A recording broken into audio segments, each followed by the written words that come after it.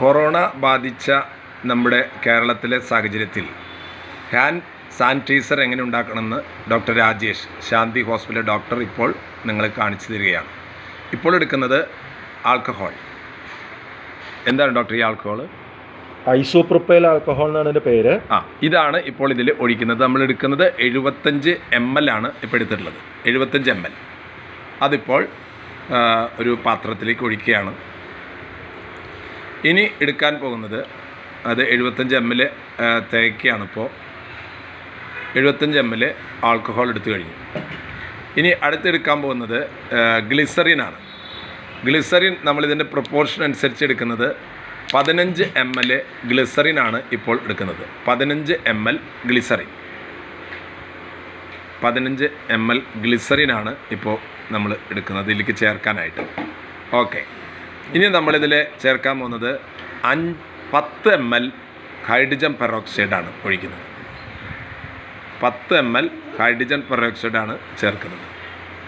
ഇത് മൂന്നും ചേർത്തിട്ടുള്ള മിശ്രിതത്തിൽ ഇതിൻ്റെ ഒരു സ്മെല്ലിന് വേണ്ടിയിട്ട് നമ്മൾ പുൽത്തൈലത്തിൻ്റെ തുള്ളികളും ഒഴിക്കും. ഇപ്പോൾ എടുക്കുന്നത് 10 ml ഹൈഡ്രജൻ പെറോക്സൈഡാണ് ഇപ്പോൾ ചേർക്കുന്നത്.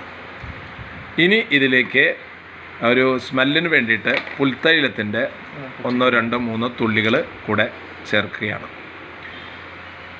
ഇത് ചേർത്ത് മിക്സ് ചെയ്ത് കഴിഞ്ഞാൽ നമ്മളിപ്പോൾ ഹാൻഡ് സാനിറ്റൈസർ എന്ന ജെല്ല് മിക്സ്ചർ ഉണ്ടാക്കി കഴിഞ്ഞു.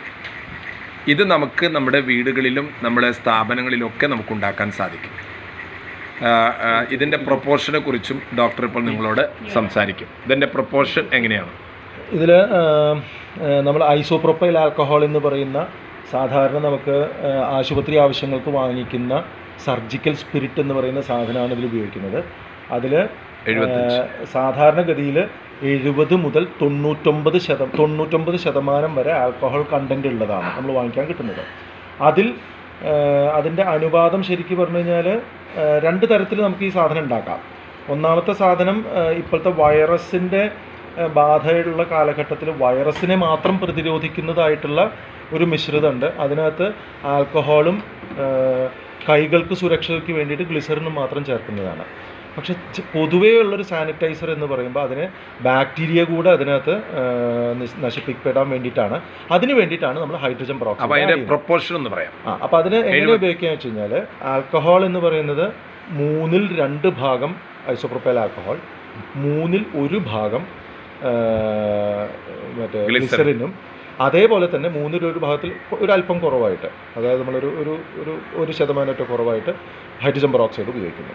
അങ്ങനെയാണ് ഇതിനെ ഉപയോഗിക്കുന്നത്. പിന്നെ പുൽത്തൈലം ആഡ് ചെയ്തത് അതിനുള്ള ഒരു മണത്തിന് വേണ്ടിയിട്ട് ഉപയോഗിക്കുന്നത് മാത്രമേ. ഇതാണ് നമുക്ക് ഈ തരത്തിലുള്ള മിശ്രിതം നമ്മൾ ഉപയോഗിച്ച് കൈകളിൽ ആക്കി കഴിഞ്ഞ് കഴിഞ്ഞാൽ ചുരുങ്ങിയത് 20 സെക്കൻഡ് നേരമെങ്കിലും അത് കൈകളിൽ അത് അപ്ലൈ ചെയ്യണമെന്നാണ് പറയുക. ഓക്കെ, അപ്പോൾ ഈ ഒരു വിശദീകരണം കേട്ടു. നിങ്ങൾക്കിത് ഉണ്ടാക്കുക, എല്ലാവരും ഇത് സഹകരിക്കുക. ഇത് ഉപയോഗിക്കുന്നത്